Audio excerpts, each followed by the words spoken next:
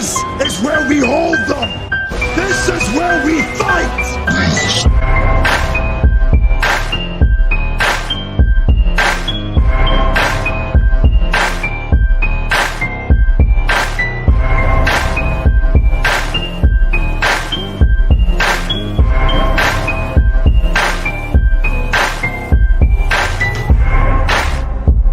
You are now listening to Sweep the Rack podcast featuring Brooklyn Rob and Big Mike.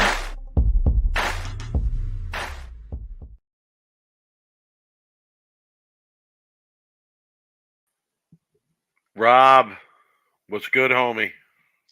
Yo, Mike. Yo, check it out, Mike. Tonight I'm representing my probably the most positive bowling that I experienced that I had in 2023 was the bowling league that I bowled that I complained about every week. But this jersey doesn't represent the bowling actually what I did in Mesa. It was the team that I bowled with. And the friends that I made bowling with the bad boys. And that was my most positive experience in my bowling year in 2023. Just getting to know people, man, just camaraderie, making friends. But I'll never bowl at Bolero Mesa ever again in leagues. No tables. Oh, no tables, fucking crazy amounts of carry down, uh, crazy amounts of carry down. I mean, for me to finish, I think 222 was like unbelievable. I don't even know how I did that, but I think I was after like 10 weeks 204 or something stupid like that. But yeah, it Well, definitely was. you set the tone for our show tonight, right? With your little opening there, you set the tone because it's our 2023 rap show. I don't think we're going to be on next week. I know I'm not going to be around on Thursday night of next week.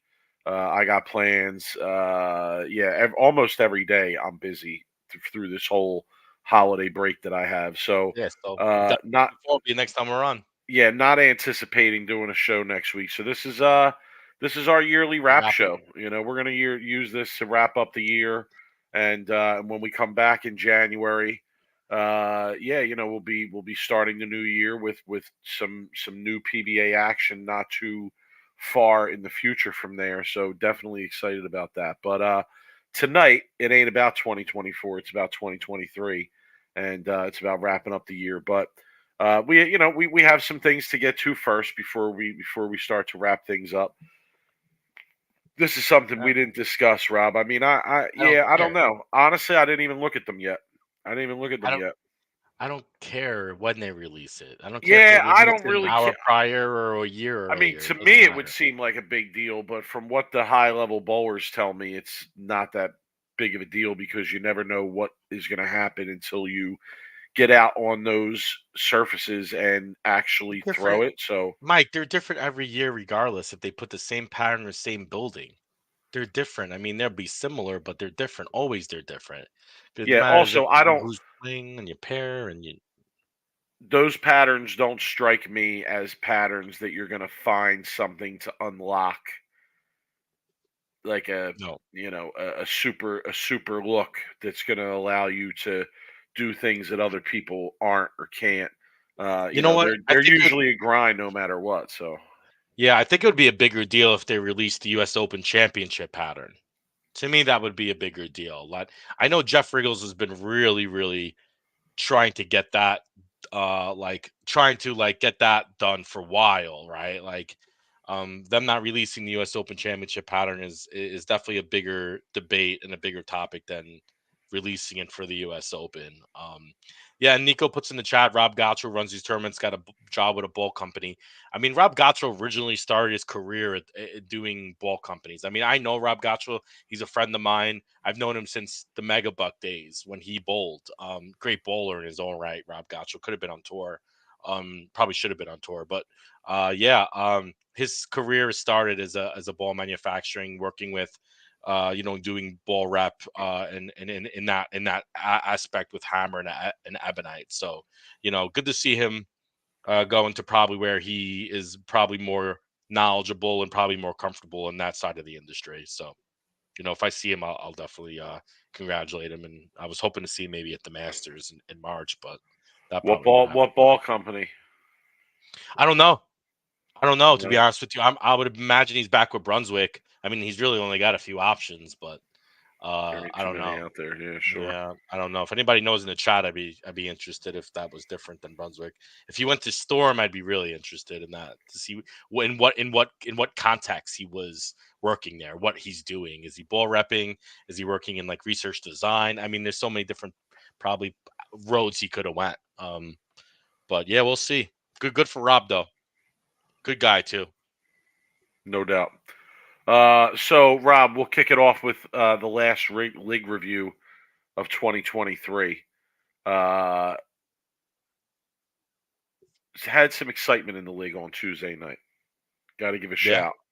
Okay. Yeah, got to give a shout. Got to give a shout to long-time bowler of the Sport League and a regional player and a regional titleist and a really good bowler in any aspect. Lou Gaudio Lou Jr. Gaudio. I would have guessed it. Okay. I would have guessed it if you asked me because I didn't even know. What did he bowl? He's 8'11".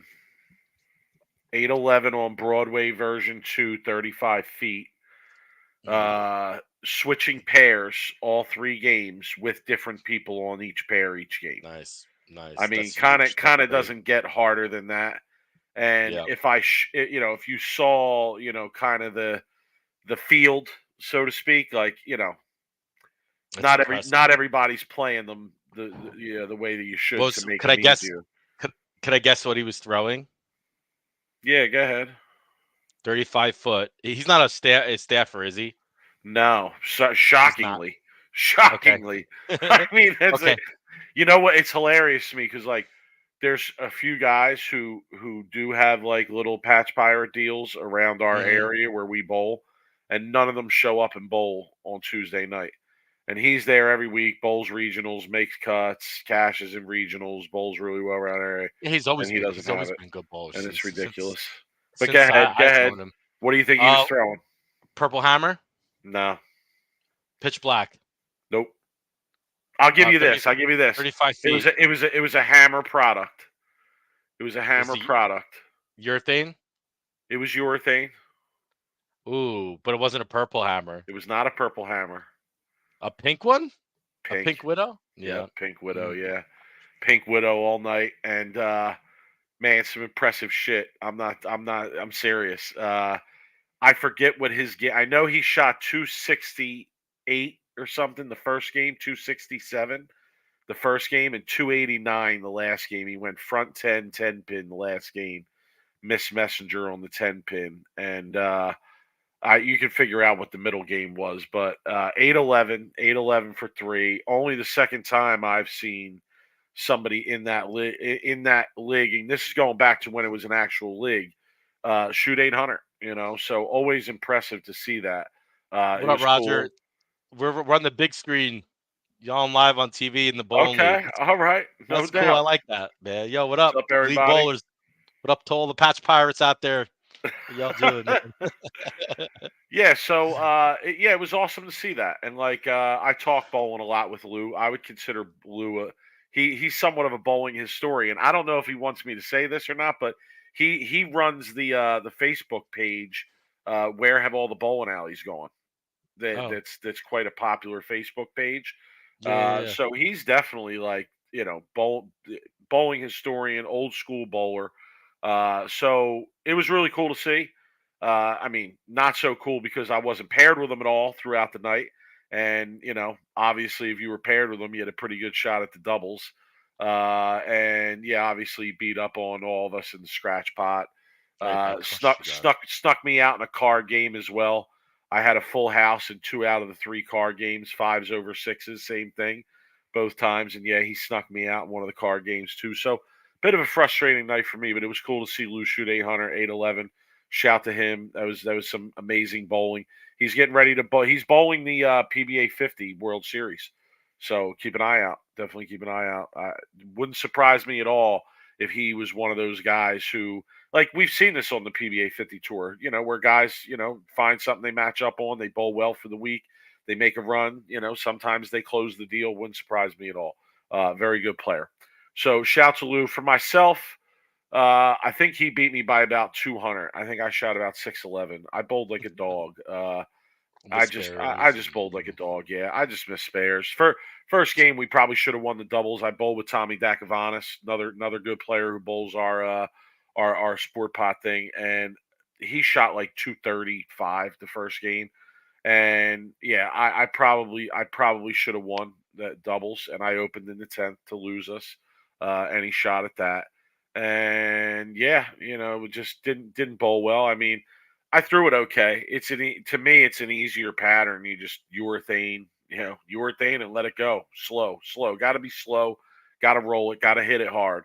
But urethane and just let it go. So, um, frustrating night for me. I didn't carry real well, I would say, especially on the first pair that I bowled on. But that was true of everybody on that pair. The racks on that pair were just out of control.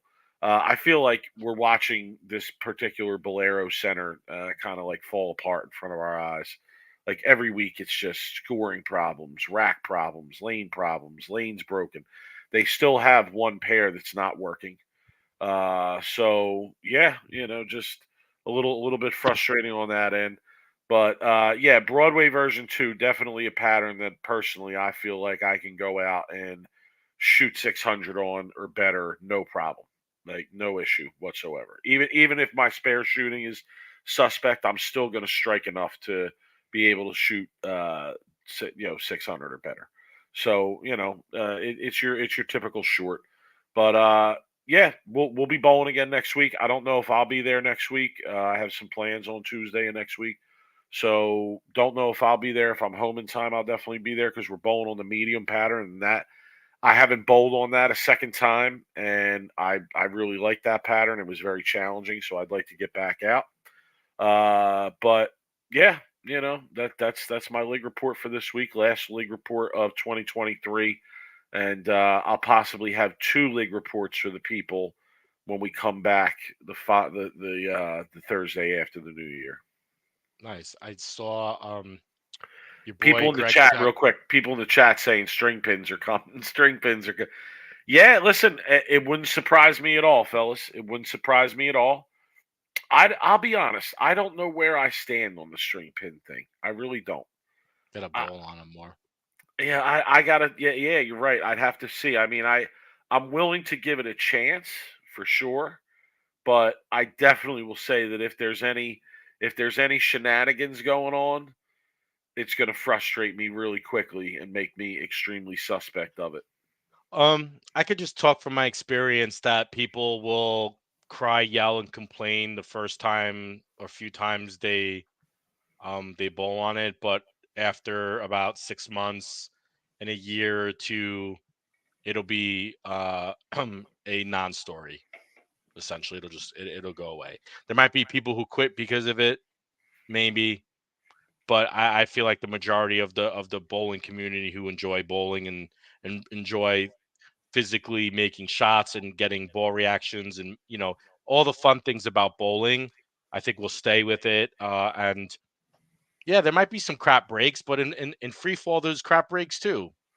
I mean, how many times have you missed a head pin and struck? I mean, it happens. How many times have you tripped or threw a messenger at a 710? This shit happens all the time. You trip a 4 pin, you go through the nose, you strike. I mean, breaks are part of the sport. The breaks will be different, but ultimately they're going to be breaks. They're going to be breaks in free fall pins. There's breaks in string pins. It's just it kind of evens out in a way. It's a different kind of break. People, they get crazy because it's a change or it's different. I think people will get used to it. I mean, if they're gonna have to, reality, they're gonna have to that, or they're gonna quit. So whatever, like that's the Well, way it's don't gonna worry. be. They'll just make the balls stronger and the lanes easier, and everybody will get their however many pins back that But they it might suffer be from in. the eh, string pins. I keep saying it over and over about it. It might actually be beneficial to the one-handed traditional players because they're not going to be able. The two-handers aren't going to be able to throw messengers anymore. Like you'd be surprised. The scores might get lower. Like, and I keep saying that because I have experience on the string pins. Now, I haven't bowled on the USBC certified string pins. Anybody who says they have, it's like 15 centers in the country, right, or something that right now are certified. Three, People three with the bet three virtual, bet one I, says what's next? Virtual pins. maybe Oh my like god. it's Three crazy bet how one. people Please just don't know.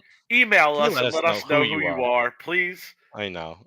I can't. sweep the rack at Gmail. Come on, three bet. Yeah, Let it's us know just who you are, bro. yeah, I know. It's like completely It's one a of the mystery great for us. mysteries in my life. I know. It's one of the great mysteries in my life is who It's three like bet zombie one is. Belmo. It's like we'll never. Yeah, it's like we do know who you guys are. So Yeah, I don't know about that. I feel like I don't know. yeah, I we might know kind of who know that who it is is. actually. Yeah, They're we lucky. actually kind of do. They're lucky I didn't choose to go at them.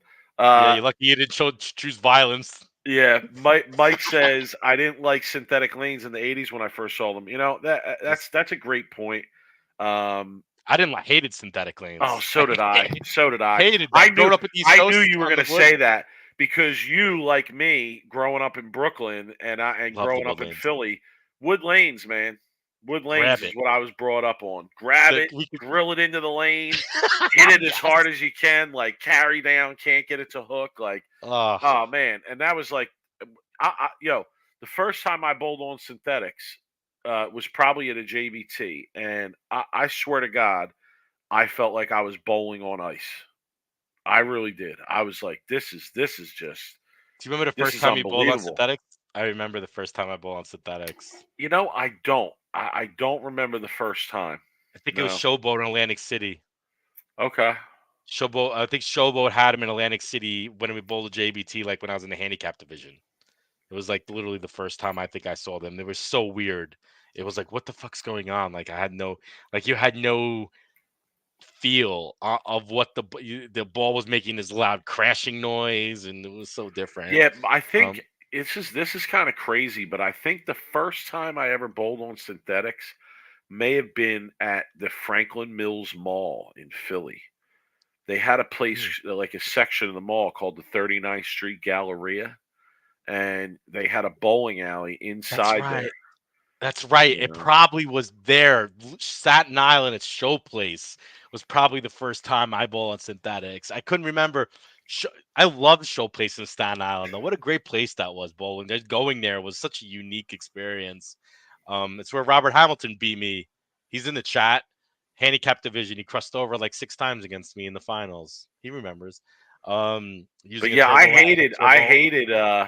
I hated Turbo. synthetic lanes when I first started bowling on them. I was so Oh used to yeah. wood, and anytime I bowled good, it was on wood. You know, I rarely bowled good on synthetic lanes, and eventually, what happened is the guy who owned the pro shop at the place where I grew up bowling, and he told me like, listen, this is the future. Like everything's going to be this. So you got to go somewhere different. You know, you can't stay here. Like they're not going to convert to this. You know, you have to go find other places to go bowl because this is what you have to learn how to bowl on. So yeah, I went and eventually I learned how to bowl on them, and it became easier to deal with the synthetic surfaces. But I think that's somewhat of a good comparison, to the string pins. I mean, I don't think it's going to be as drastic, I would think, but you probably are going to have some people that are unhappy enough with it to quit, and you're probably going to have some people that just deal with it and adjust and go from there. So my last point on the string pins is if string pins helps the proprietors and helps the bowling centers stay open, and stops bowling centers from closing down, and maybe even you'd be surprised, even encourages business owners to open up more bowling alleys and new bowling alleys because maybe the now the operating costs are cheap enough where they could see them making money, then I would be so for it, and everybody in the bowling industry should be for it if it's going to keep bowling centers open and if it's going to actually encourage new bowling centers opening up, and not just Bolero. I'm talking like private mom pop shop bowling centers. To me, those are True. always the best bowling centers, Mike. I will always support a mom pop shop bowling center over a Bolero center because they usually run the centers better, because it's their only business. They care about their customers. And there's nothing better than a mom pop shop bowling center, Mike, than an actual general manager who's a bowler themselves who runs the bowling center. It's just always those bowling centers always run the best because they not only love like recreation players, but they also love the competitive bowlers in the leagues and stuff. A good example would be Bo Gergen in Northern Lanes in Midland. Great bowler, Eagle winner, and owns that bowling center. And he loved running tournaments. He loved high school competitions, and he, ran that center great and clean, and just people loved going there and bowling. They would spend money. So, yeah. But anyway, All right, so so that was we got a little off track of my yeah, list we always get there, but track. I know, you have some bowling stuff going on too. Yeah, I signed up to bowl the regional in Chandler, Arizona in January. So now my bowling is I'm gonna be bowling a lot in 2024, Mike. I mean, you can imagine. I start New Year's or the 31st, and then it goes regional January, the TAT in February, and then the Masters in March. So yeah, my wondering is, do I need to drill a new urethane ball for the regional? What are you Because bowling on? that's the thing, is I don't think they announced it yet. So Okay. I'm gonna wait for the announcement. If it's anything shorter, if it's 37 or shorter, I'm going to drill a urethane. 40 or May shorter. 40 or shorter 40. you need. Yeah, that house At hooks least, I anyway. mean, oh, if the house hooks, then 44 or shorter. You're gonna I need know. I'm I'm serious, man. I'm Like hoping the new hammer 78 urethane comes out prior to that the Black regional. Pearl. Yeah, because I It would is. It's rather. available right now if you got your card, I think.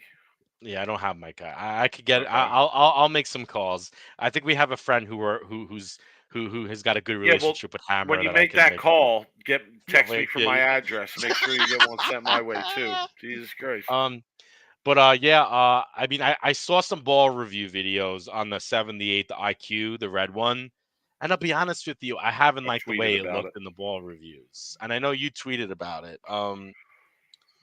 So That's I'm not trying to. that. I don't really care if you liked how it looked or not. That's not the point. Okay, That's what's the point? irrelevant in this discussion. All The right, so point go is for it. What's the the point. discussion? No, I'm serious. The point is, did it hook or not?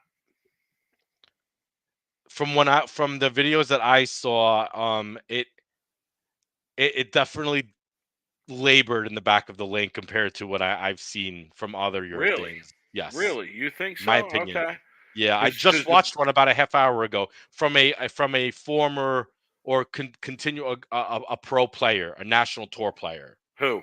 So I watched. It was Mikkel Holloman put out a ball threw a bunch of shots on a 35 Okay. foot pattern, on a Okay. 35 foot, and I watched the way it rolled down the lane, and when it got to the back of the lane, it just looked like it was laboring.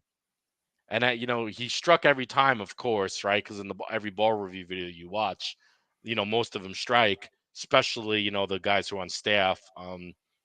But it did not look pristine, like something that's like, oh, I need to drill one of those. There was a little bit of hesitation. Lou commenting that he drilled one too, and he agrees it wiggles in the back. All right, so here's my question to you and Lou, and no knock to you or Lou. I just gave Lou a huge shout at the opening of the show. But my question to both of you is this: that's in your hands. Oh, What everything in about my hands looks terrible. what? What about in the hands of a Darren Tang? What about in the hands of a Jesper Svensson? What about in the hands of I'll tell you my a opinion on that. Belmo? What I get what you're saying.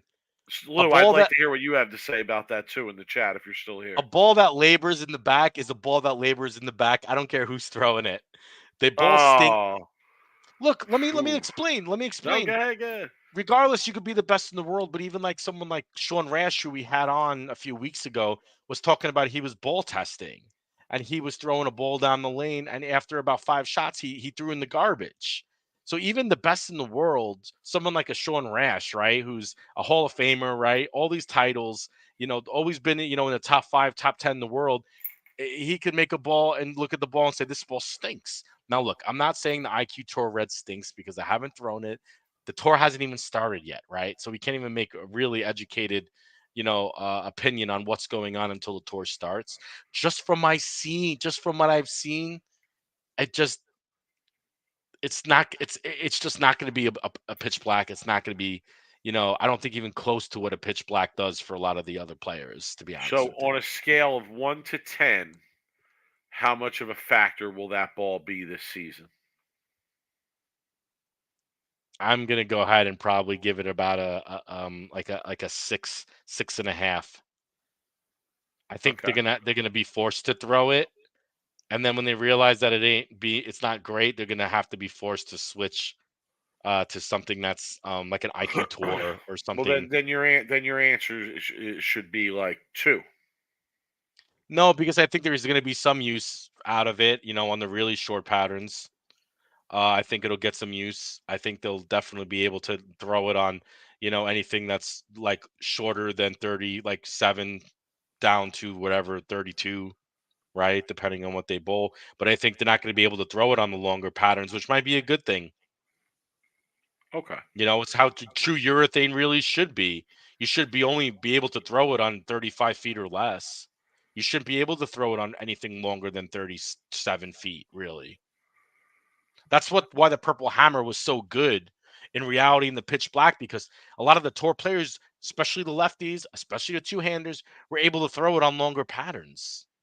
Like that's not what the ball was, really designed to do, but it was so good that they would throw it on any kind of length, any kind of volume. Robert asking, do we think someone will win this season with the new blue hammer or the IQ? I mean, What's the I think question? clearly Rob's answer would be no. I think that's a little bit of a tough question, Robert, because even when guys use it, they often have to get out of it before they win with it, right? Correct. So Correct. so I think that's a really, if I'm betting, I would definitely bet no on that No, if and I'll I'm tell you, betting. But I drilled a new, and I was using it, and I happened to be throwing it on a pair that has already been bowled on for an hour on a sports shot, but it was an hour bowled on sports shot. It wasn't a fresh, and I was able to throw it, and I was able to strike a few times. But then if my speed picked up a little bit, I two pinned. If I speed picked up a little bit even further, it flat 10 or 2 8 10. Then I would double again, and then it would go like hook early, and then it would carry down. It wouldn't hook. It's not meant for the carry down. It's really not. Even a new, it's not meant for the carry down. So yeah, you'll see him on the fresh 100%. You'll see him early. You'll see him the first game or two on the show. But once that transition hits, it's going to be out. It's going to be I'm going to something different. and I mean, is that, am I wrong that that's not much different than what the quote Correct. unquote softer urethane Yeah. was? Correct. I mean, I It's the don't know. I don't lefties. see what It's the the huge difference lefties, is. Mike. Now, The now lefties, Jeff because the Rickles lefties is bowl in the fresh longer.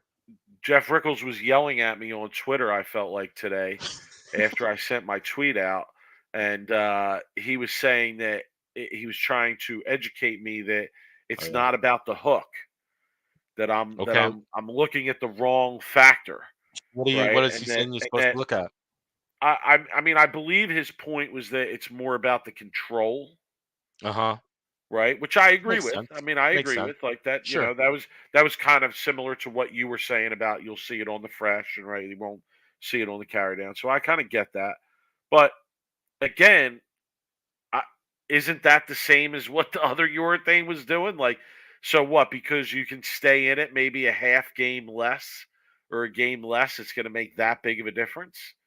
I don't know. I mean, I've been saying it forever. Like this rule that's coming into 2024 is going to affect the lefties way more than the righties. Way more than the righties. yeah, well, that You know goes why? without saying. I mean, Yeah, it's a simple fact that because the they righties bowl on see fresh so much longer. more transition anyway. Correct. 100%. So yeah, 100%. So but we'll again, see how it rolls for the if the lefties. lefties are looking for the control, and Hmm. these balls seem to provide some level of control, You'll see him and throw. the thing they need is some hook to be able to create that control with carry and etc. Hmm. I don't know. I think that these balls provide that. They do. They do. I think for me, my opinion, that 78, you're gonna see that get hit. You're gonna see that getting hit with a ton of surface. They're going to be scorch earth on that surface. You're going to see 500 pads on that IQ on that 78. They're going to try to get that thing as low as grid as they can without like you know, sanding the logo off the ball. No, Spags, someone will I mean, I would bet that someone will win with it eventually. I just don't know if someone will win with it this year. Right? I don't know if it'll happen in this season, But here's my thing. Here's what I tweeted out. And I know I was saying this tongue in cheek, but I'm not going to lie. I'm somewhat serious about this. I think it's somewhat of a serious point. Not that I want to contribute to continuing the urethane conversation in any way, shape, or form, but listen, if these balls get used a lot, if these 78U balls get used a lot and they're effective, even in a way that they're used for a few games of a qualifying block and then switch to something else, and perhaps the lefties can use them a couple additional games past that and have to switch to something for the last couple games of a really long, deep block, which we don't even see all the time on tour. Okay, I could keep going if you want me to, but here's my overall point. If these balls are even let's say a 6 or 7 out of 10 effective, okay, I really have to ask the question then what the hell was the banning of the Purple Hammers about? I mean, what was that? What was the chorus of the calls for the harder urethane? Because the chorus of calls for the harder urethane was really about, oh, these balls won't hook as much. These balls aren't going to hook as much. They're not going to be as usable. It's going to force guys to get to not use this tool I still think on it's an going to be the as case. regular basis. Okay. And Rob, you know exactly where I'm going with this. I think it's still going to be the case too. I think it's. Oh wait, are you saying it's going to be the case that they're not able to use it? Yep. Okay. All right. I don't. Yep. I'm going into this season thinking we are going to see a lot of this going down the lane. We are going to see a lot of players be able to use these balls to control things the way that they have in the past.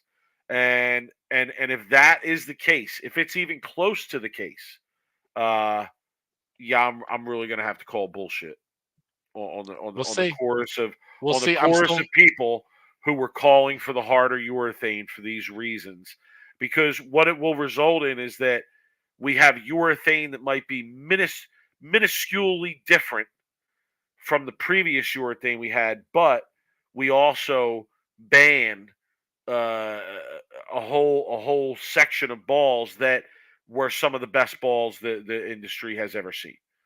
So I'd it's be my piece on interested. that. I'm going to be interested if I end up drilling a 78, like whatever the hammer is that comes out. I'll be interested to drill one and then throw it myself compared to the purple and really see what the difference is. Because I did that with the new, and there's definitely a difference between the new and the purple. Lou says the word control is funny. He found the Purple Hammer to be the least controllable ball of any modern urethane. And I agree with that. But when I say control, I mean control with hook. Like you have to have hook, but you also need the control as compared to if I were to throw, let's say, shiny resin on something short and the ball's just peeling off the back of the lane. Whereas with a Purple Hammer, the ball's going to hook. It's going to give me enough hook that I like to see, but it's also going to I think. provide that control where it's not Oh, just I going to think you're run missing away a from me. point here, though. I think you're missing a point. I don't want to go through the whole urethane, like spend the whole show talking about urethane. But I think you're missing the point. You talk about control, but what the Purple Hammer was doing so amazing and the Pitch Blacker was doing so amazing, it was giving control with carry. Okay. Now I could throw a I guess urethane, that's what I mean by hook. right? So what I'm saying is, The I could throw ability any to knock urethane. down 10. I could throw any urethane out there Right, right now. Well, I could throw a 1980, right. Blue hammer, But are you but going to? Right, am right, I going to score? right. Right. That's why the Purple Hammer and the Pitch Black were so good, because guys like Buttriff and Svensson and and all these guys throwing the urethane, they were able to average 230, 240, 220 with these urethane balls, so it was giving them control, and they were kicking out to 10. Now, will the 78U or the 78, they might give them control, but is it going to give them scores? And if is it going to give them carry? That's going to be what the biggest differential between those balls are going to be, and we're just going Okay. to have to wait and see. Okay. Well, kind of brings us to our first wrap up topic here, right? Yes, Which was what were the biggest stories of 2023? I made a Right. list. So I feel like we got that one out of the way. We did Right. urethane. We're not going to get into a deep We're not talking discussion on that. that. We It knocked that out. continues.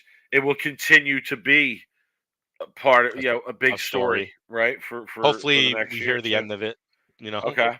So and the what string up? pins we talked about, Yeah. right? True. True. We knocked that out. The Yeah. string What pins, the certification. string pin certification? Yeah, I would definitely have that on my list. Hmm.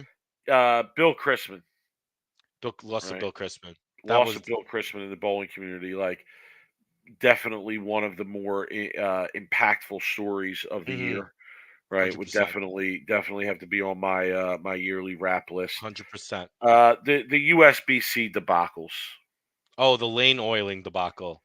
That was Yeah, my favorite part. That was my favorite story of 2024. I mean, that wasn't the most impactful, but it was definitely my favorite part of 2023 was the Grand Rapids, the PWBA Grand Rapids Classic lane debacle, as well as the 2023 Queens. But then like I love that we had like a little sweep the rack investigation we did, and going then we on with reached that out to story. Chad. Remember, I we know, I reached out know. to Chad, and then we got some answers from Chad that we didn't really agree with, and True. that could happen, right? We don't have to agree, and and I mean, safe to say, Mike, I told him I don't agree with you, right? Did I not say that?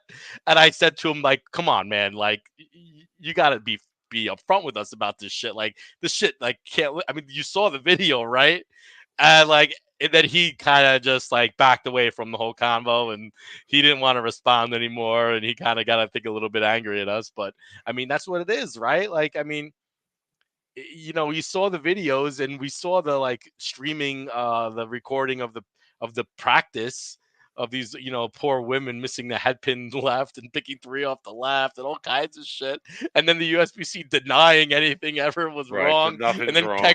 It's Kegel coming topography. out and It's topography. I know, and then there was fines, right, Nico? The Yeah. players were getting fines for speaking the truth, and then all kinds of shit, man. What a crazy story. I wouldn't have took that happening, at any PBA, PWBA tournament in my lifetime. But we saw it, we lived through it, we spoke about it, we had some good content we made, for a few weeks about it, and yeah, what a crazy story that was.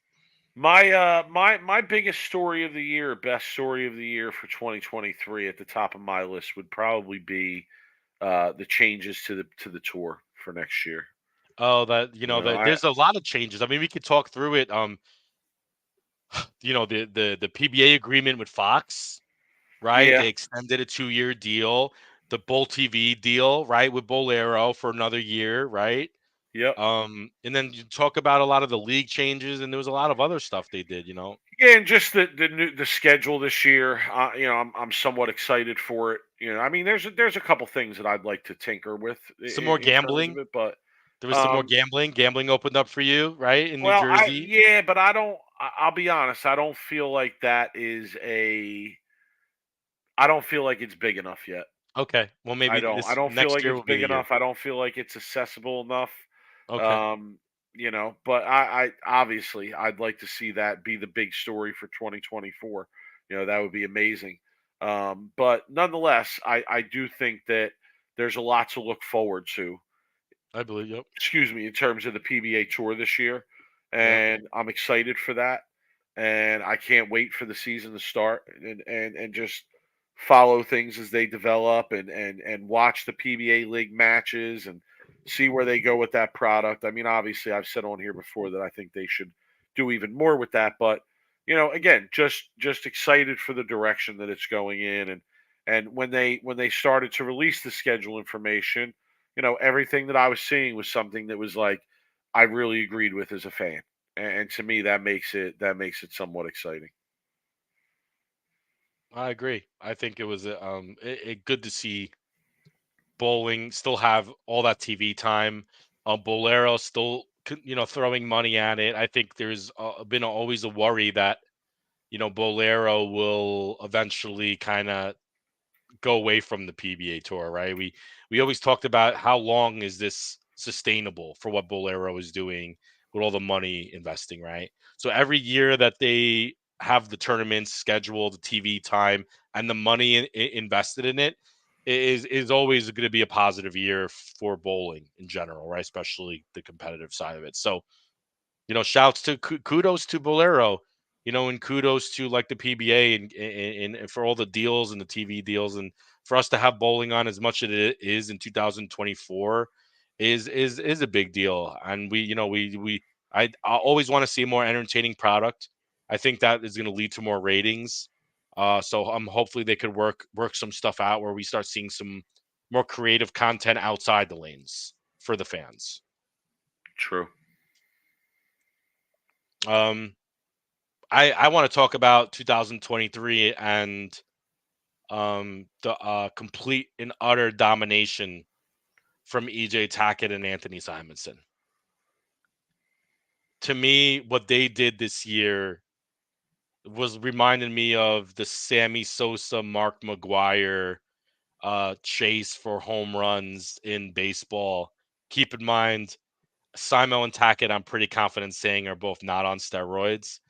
But at the time that was happening in baseball, like that wasn't what people were talking about. People were talking about the chase for, 72 was it at the time, the home run record? Yeah. No, Um 62, 62. was it 62?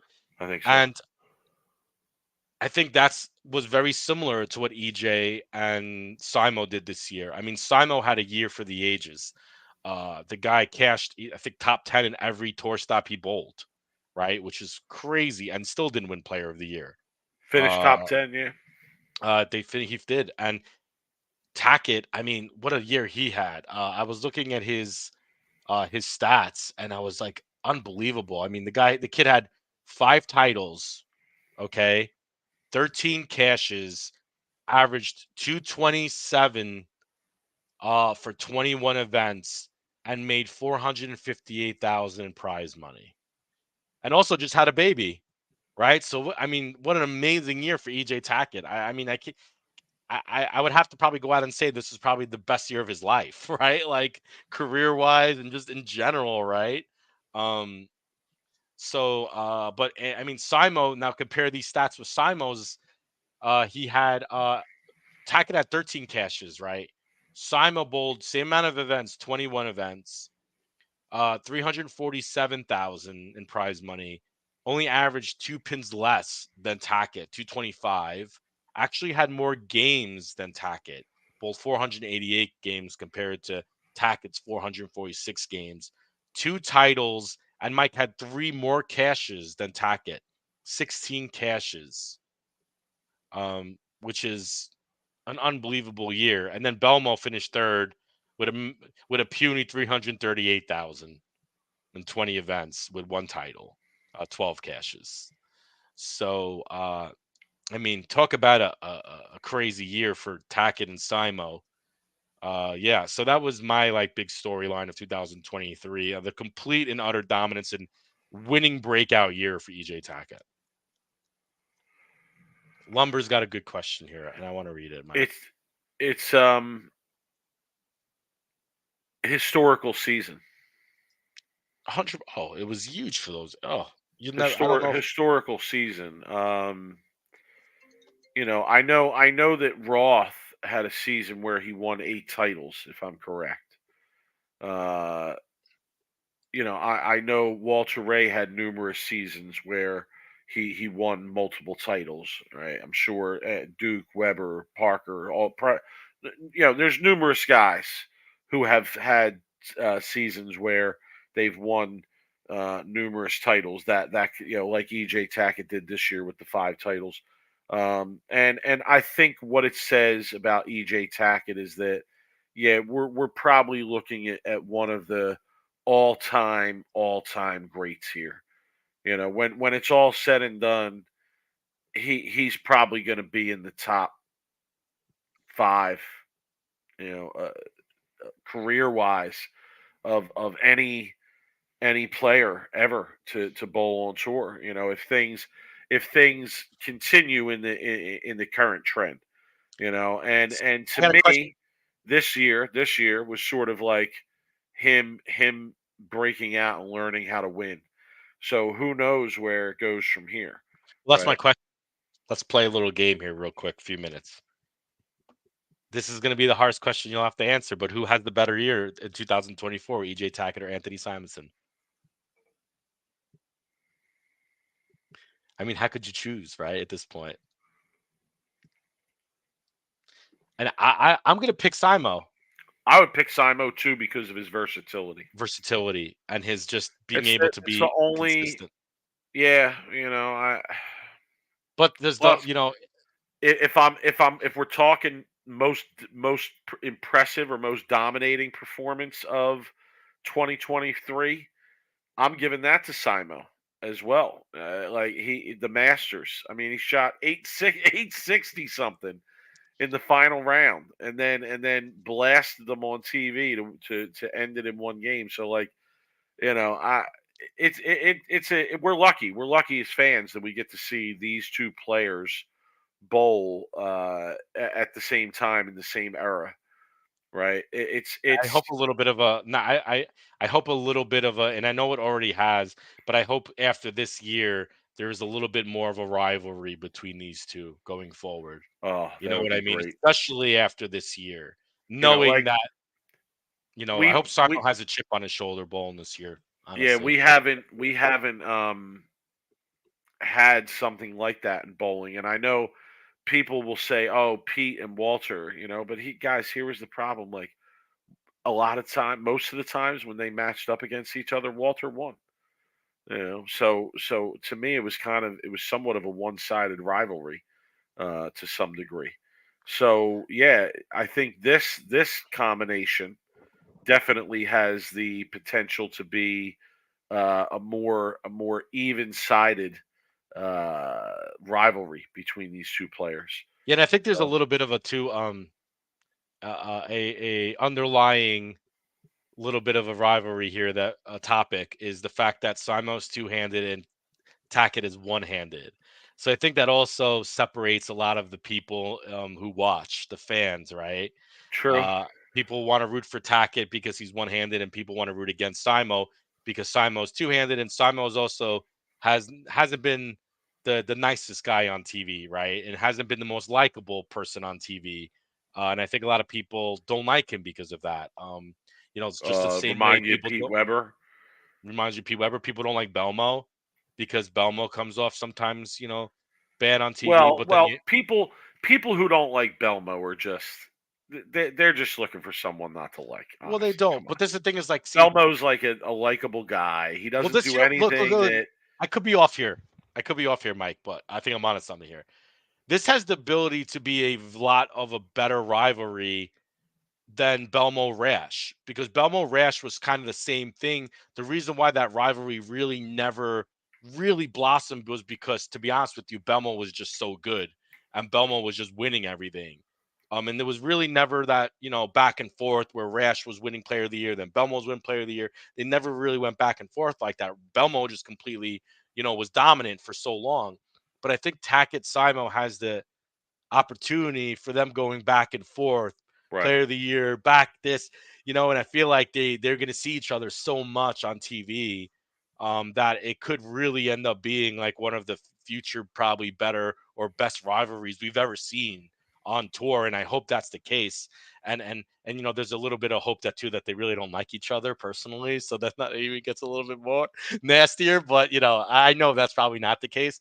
But there's always that hope for me, Mike. Robert Hamilton, Rob, is trying to drag us into next year. He No, we're wants to gonna hear yeah. he wants to Tell hear me who we have as breakout player for next year, who wins their first title. Robert Hamilton, come on, bro. We got to tease people, bro. We can't be giving them that right now. Come back in January. You for want to sure. hear our picks for next year? Come back in January. We're talking about 2023. Robert Hamilton. I'll tell you who my breakout player was for 2023. It was Matt Kevin Ogle, McCune. right? What? It was Matt Kevin Ogle? McCune. No, it was Kevin Ooh. McCune. It was Kevin McCune. $100,000 win. $100,000 win against Murderers Row.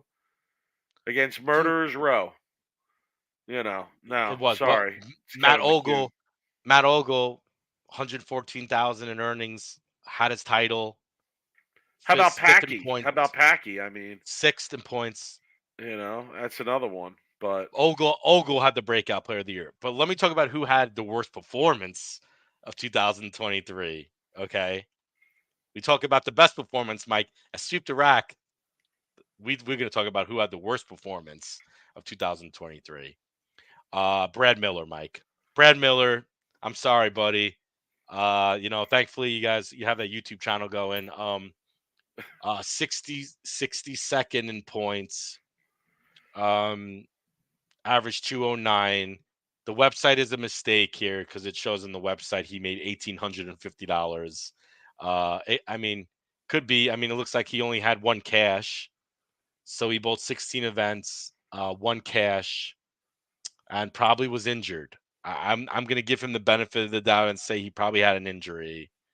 But that would be my player of the person who, probably had the worst year on tour. I'd probably go with Michael Tang. Okay. From what I saw, like after his year on tour, he decided to start going two-handed. So I don't know. That's never a great sign. Never a great sign when you get done a season on tour and decide, you know what, I need to throw with an extra hand. Obviously he was struggling out there. Obviously if you're doing that, you're looking around while you're bowling and you're like, yeah, something's got to give here. I either gotta strap it up or keep it moving. Yeah, I was gonna give it to Simonelli, but I couldn't after the PBA League performance. I think he bailed himself out of the dumpster diving of 2023 because he finished 69th in points with 15 events, but had that phenomenal performance at the league. So I feel like that kind of took him out of that. But going into the league, I would have probably put him on that. So yeah, 2023. There's some other interesting stories. I kind of one other one I want to talk about before we move it for the people is the breakout year for John Janowitz on the PBA 50. I think that needs some discussion. Troy Lint. If you're going to talk John Janowitz, you're going to talk Troy Lint. But I believe John Janowitz won Bowler of the Year for crying out loud. He did, but John Janowitz, I'm talking breakout player. John Janowitz, I believe. Well, where was Troy Lint before this year? He wasn't, but he bowled on tour though. It wasn't a rookie. Yeah, but still, I think John Janowitz has Team USA experience out the wazoo. John Janowitz, okay. Mm-hmm. Troy Lint is a local grinder, okay. The breakout guy on the PBA 50 was Troy Lint, okay? There's no discussion there. I don't want to hear John Janowitz. Much love to John Janowitz. Much love to Tom Hess, too, somebody in the chat is saying. But, Rob, John Janowitz, Team USA, I expect him to go out there and win. I'd be more surprised if he didn't have a lot of success. But Troy Lint bowls UBA. He's a local grinder type player, and he goes out there and he's competing with the best in the world, guys that he grew up watching. I'm sure, So I'll be curious though. I'll be curious to see how Troy Lint fares next year with the urethane hardness rule, Mike. One of my big stories of the year would be Rudy Rev showing up in our chat, bro. How about that? I'm still not over that. Dude, I love it. But yeah, we got to shove, and then also for the women, Jordan Richard, in the PWBA, it was a phenomenal year she had, and the women being back to, they've been back for a little bit, but their tour is great, and as a fan, I've always enjoyed watching the women actually more than the men. So, Oh, Rudy's back in the chat, man. Look at that.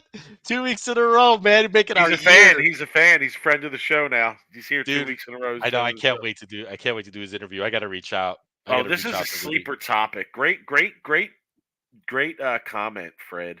The O'Keefe's moving on from McKendry. That is a big story. That is a big story. I like it. That's actually a story, Fred, that I'd like to hear the details on. I would. I'd like to hear like why and what and what was the motivation and how about the deal they're getting and I'd really like to hear the details on that. So all right, Rob, are we ready to wrap it up for the people here? Did we talk enough 2023, or you got anything else you want to throw out there? I kind of want to bring up the USBC oiling mishaps again. That was USBC had a tough 2023. Dude, right? They had a tough 2023. I think 2024 would be better for them just because I don't think it could get worse. But it could get worse. I mean, you never know with them, right? But we'll see. Hopefully they don't do and have all the mishaps they had. I mean, they had a college bowling mishaps, they had urethane mishaps, and oh Lord, I'm pretty sure they're happy to move on from this year. So yeah, let's give it to the people. They should actually probably win worst of the year. Lumber Flexual, you're getting ahead of yourself, bro. You're getting ahead of yourself, bro. You gotta read it. You gotta read it. Calm down, Lumber Flexual. Calm down. You gotta read it for our audio. I'll read it for our audio. All right, let's go. Hold on, wait. I gotta read the comments so people in the audio know what they're saying. Lumber wants us to talk about the coach who slept with one of the student players and then acted like he was God's gift to women. All right, you remember that perfect intro? Let's remember that story, man? It's the perfect intro. Come on.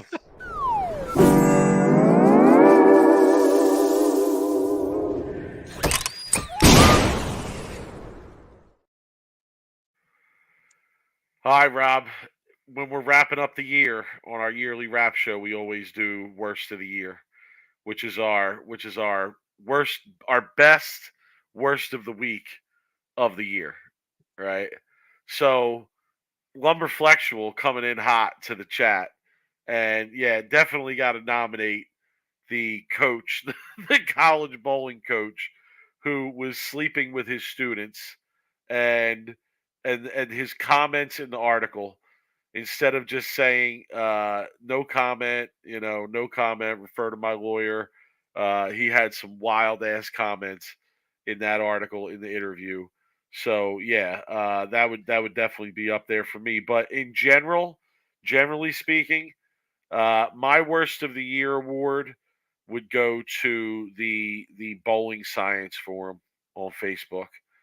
It's just so deep with worst of the week type posts and type material that okay. I had to swear off of it for a little while. It's a little sad for me because it really identifies how much uneducation there is in our sport. It really does. And I see questions from people and they don't really have anywhere else to go to ask these questions, which makes me a little bit sad. That they don't trust their pro shop people and they don't trust people around them to like ask these questions, that they put it on the message boards. And a lot of people that ask these questions are newer to the sport, which I get, right? But the people that aren't new to the sport and that are answering the questions are worse than the people answering the questions. I mean, I've seen some terrible answers, terrible advice. People, the worst thing you could do is put a video of yourself bowling on that science forum and ask people for advice. These people have people ask a question, they get 34 different answers. And 32 of them are normally wrong. And once in a while, I'll post an answer because I see something that I feel like it needs to be like answered in a correct way. Now, like it has to be at least. I remember I saw a video of someone posted a picture of their like 13-year-old kid, and they wanted to like know like what they should do or wear a wrist brace. And I'm just like, no, like unless the kid has problems with his wrist or some kind of like physical ailments that can't hold the strength of a ball, like you should never ever put a 13-year-old a boy right in a wrist brace. right? Females are different, right? Because that's just females aren't stronger in the wrist than the guys are. Obviously, guys have a lot of wrist strength from doing certain things. But anyway, I'm off track here. It's sad because of the state of bowling is a little bit of just a lot of uneducation, and I think that's why that's message boards a little bit sad for me. But man, the content we get from that is unbelievable. Some of the shit that gets posted on that, uh, they love. What is it with that forum that loves? They love short pin layouts. Everything that they ask Mikey question is, oh, lay that out with a 1-inch pin. I'm just like, what? Like, no, don't lay it out unless you have like a 500 rev rate. Like, oh, Mike, I got a question I got to ask you from Roger. He's, hit me up. He wants to know what your favorite ball, and if you had to pick one ball, what your current line, what would you pick? What do you mean? Out of the balls that I have? Just the current line, if you were to make, I guess you can make Current line meaning any ball that's out right now? Any ball that's out right now. I'd have to say IQ Tour. Ooh, the original OG IQ Tour. I mean, I find that ball to be. I mean, it's got to be the Purple Hammer, right? Nah, not versatile enough for me. No. I would say that the IQ Tour is definitely a versatile but really good ball for my purposes anyway. Dude, Steve Lemke, the coach. I had to go back and look the article up. The coach, some of these quotes, he said, "I knew it was kind of a no-no. There's not a rule saying that it can't happen. There's not a law saying I'm going to go to jail for doing something like this," Steve said. "There's nothing in stone. I guess it's just an ethics code. Like, we frown upon it, but there's no rule. There's no law broken." Oh my goodness. Jeez Louise. God bless this lady. It didn't have anything in detail, Steve said. It was just about how amazing I am, basically, in general perspective. Amber saw that and questioned me, and I got to the point where it just built up so much that I basically told her the truth after she dug through my phone. I was the stay-at-home dad for 5 years with the kids, while Amber got to go off and coach the team. And when she'd get back, I'd run practices on top of taking care of the kids while she was back. When they'd travel again, I would sit back and take care of the kids. Then when I got hired on, she almost forced me to run practices. I was a volunteer the entire time before that, trying to help out Amber. Once I got hired on, one thing stemmed from another. I felt like I was doing too much for what I was being valued at. Oh, jeez. Man, definitely worst of the year. No question. Stephen F. Austin University assistant coach Steve Lemke. Worst of the year, bro. Worst of the year, bro. Okay. Well deserved too. What a shit show that was. Oh my god. So my worst of the year, and I'm trying to pull this video out again to show people. But it's a hard one for me to find because it's dug into somewhere on our social media page. But if anybody missed it, I put a video out a few months back about a woman who was breastfeeding a child while she was bowling. And I would love to show that video again, but I'm not going to. One, because I can't find it, and the other part of it is I kind of don't want to see it anymore. But I love to be able to see people's reactions when they first saw that video.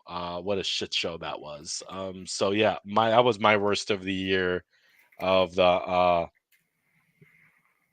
lady breastfeeding while she was bowling. It was a toss up between that and the lady who knocked out her husband or boyfriend with a bowling ball and then threw a strike. Remember that video? Yeah. That was up there too. So anyway, breastfeeding while bowling, worst of the year. But yeah, I do like the Lemke I do like the Lemke pick. I think that's a solid worst of the year.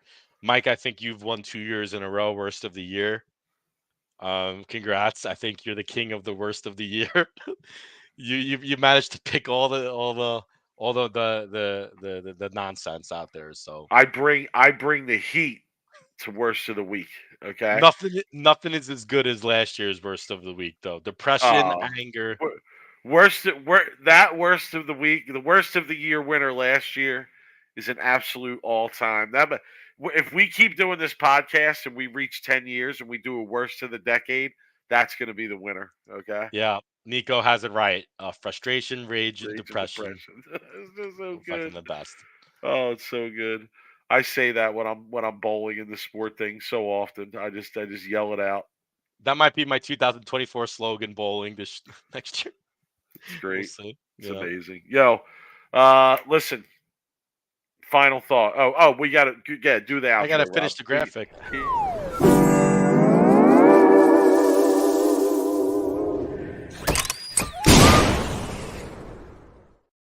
Cutting off the worst of the week I know, graphic. you can't Oh, be doing that jeez, how shit. dare I? How dare I? Final thoughts.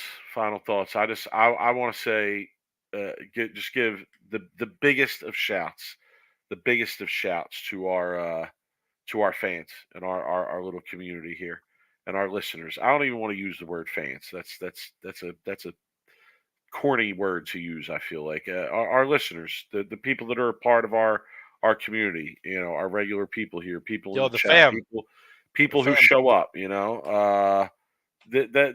are the people. Those are the people that I want to give a shout to. I want to wish you guys all happy holidays and a happy new year.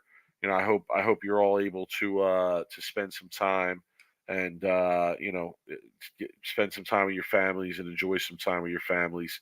I thoroughly enjoy doing this podcast, but I will say, and I always love talking about bowling, especially when it comes to breaking down the action that occurs on tour and whatnot. But I got to say though, like having a small community of people here that we can show up every week and kind of chop it up with definitely is one of the highlights of creating this, and doing this. And I had a couple chances this year to get together with some people.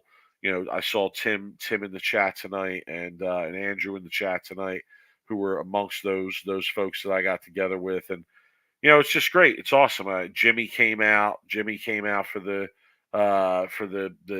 PBA players at Carolier, and that was amazing. So yeah, it was really just a great year in terms of the podcast and the community we built and getting some to meet some of the people that are behind the avatars and behind the comments here. And yeah, I just really hope that you guys all have a great holiday and a great start to the new year. And I'm really excited to keep it going, next year. And I'm excited for the tour to come back. So we all have action to talk shit about. Yeah, well said, Mike. We do this. We don't do this for obviously the money. We don't make any money No, doing this. no, it cost us money to do this It costs us. podcast. So It costs us money to it's do this, nominal. It's nominal to us, but and it's fine. I don't But do this. We don't do this for the money. We do no, this. we don't do it for the money. We don't do it for the recognition or anything of that nature. We, We do it because we love bowling. We we love love the sport. bowling, We and love bowling. sometimes, We Mike, love chopping it up. and sometimes the bowling community and the unbiased bowling community needs a voice for some of the shit that goes down. And I feel like we are that voice to a certain extent because we're not sponsored by any companies. We don't have any skin in the game, Mike. We are very unbiased and we are very honest and we are open and we are transparent. Sometimes people like it. Sometimes we annoy people. We get some. I mean, we've almost had some fights this year because of it. But that's because we're passionate, we're honest, and we're transparent. And sometimes honesty and transparency these days are taken the wrong way, and it rubs people the wrong way. They want you to not be that way, and we'll never stop being that. That's just the way we are. It's our personality. Um, but my final thought, and this is a little bit more of a somber ending. is my prayers and my thoughts and my well wishes go out to Lenny Borish. And Lenny Borish put a Facebook post, and the bowling community is small. And I don't know Lenny personally. I know of him, and I know how great of a bowler he is. I mean, he's a top senior bowler every year. He wins tournaments. And he was diagnosed with a small cell like carcinoma. It's a very rare prostate cancer. And I've been through a type of cancer in my life when I was younger, and it's not even close to what he's going through, but I understand how hard it is. And I wish nothing but the best, well wishes, recovery. And if you can support, I know he put out a GoFundMe to help him out. I would encourage everybody to go do that. So that's my final thoughts, and our prayers are with you, Lenny. Yeah, no doubt. Hate to see that. Hate to see that. Hate to see somebody in the community going through that. It's tough. So we've all been touched by that terrible disease in one way or another, I'm sure. So a lot of us can relate to what that's like. But good somber way to end the show, Rob, but an important and a worthy way to wrap up 2023 for us here at Sweep the Rack. So listen, folks, that's it. All right, we ain't going to be on next week. Everybody enjoy the holiday, enjoy the new year, and we will catch you guys likely. I guess it'll be January 4th, right? Something like Second that. Tuesday, 3rd, 4th. Yeah, January 4th is likely will be our next show. Hey, Mike, hopefully everybody gets the newest and latest and longest and strongest, greatest bowling ball ever under their Christmas trees, menorahs, whatever holiday you guys celebrate. And hopefully you guys run to the pro shop on December 26th, and you're there at 8 a.m. to drill, and you're shooting your 800s and 300s, because that's where we are. So enjoy it, everyone. All right, guys, everybody, reach out to us through email, sweeptherack@gmail.com. Hit us up on social media. We're on Twitter most of the time. I'm at the 215th. Rob is at Brooklyn Rob 11. That's it. Everybody enjoy the holiday. Happy New Year. Happy holidays. Happy New Year.